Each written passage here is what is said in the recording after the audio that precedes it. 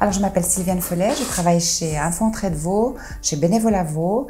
C'est une prestation qui est financée par l'OFASE. Ma mission principale est de faire la promotion de l'entraide autogérée. On offre aussi des prestations d'accompagnement pour la création des groupes d'entraide, des formations aussi, qui donnent des outils concrets pour créer son groupe. Le centre propose du soutien à la création de groupes et des outils concrets pour animer ou créer son groupe avec des petits ateliers, des petites formations.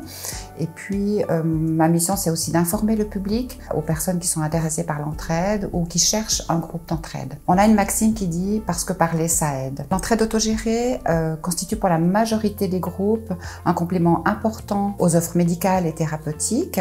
Elle favorise des compétences, la responsabilité personnelle des personnes qui y participent et elle contribue fortement à un système social et de santé. C'est un sentiment d'appartenance, une forme d'autocompétence et ça contribue notamment à une meilleure compréhension de la maladie ou de la situation de la personne qui y participe. Ce qui caractérise un groupe d'entraide autogéré, c'est que ce sont toutes des personnes concernées par une même situation, une même thématique qui se réunissent. Ces personnes cherchent un lieu, un partage d'expériences avec d'autres personnes qui vivent la même chose qu'elles. Oui, effectivement, ça demande un petit investissement de départ parce qu'il faut initier le groupe et ça demande aussi une implication sur du long terme.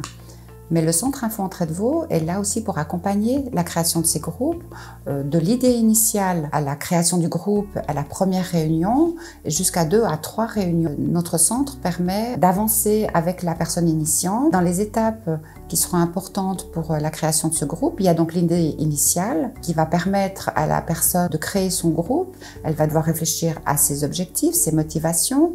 Ensuite, ce qui est important, c'est de trouver des coéquipiers.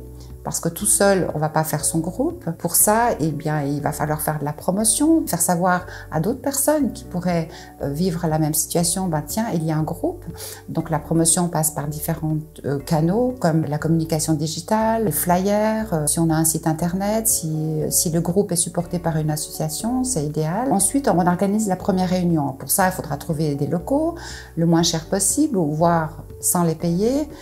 Et puis, nous aussi, on est en support pour ça, puisque chez Bénévolat Vaud, on peut par exemple louer des salles gratuitement pour les groupes d'entraide en particulier.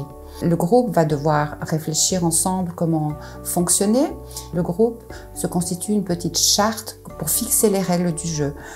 En général, ce qu'on trouve dans une charte, c'est les buts, comment le groupe va fonctionner sur qui fait quoi, réserver la salle, faire une petite cagnotte pour les petits frais du groupe, puisque le principe de base, c'est que le groupe est gratuit. Définir aussi des principes de communication, comment on gère des divergences, des conflits, la confidentialité, ça c'est hyper important. À partir de là, le groupe va commencer à se rencontrer, à organiser ses réunions à des fréquences qu'ils vont décider ensemble, puisque le principe même du groupe, c'est qu'il fonctionne de manière démocratique et que tout le monde dans un groupe est co-responsable de son groupe.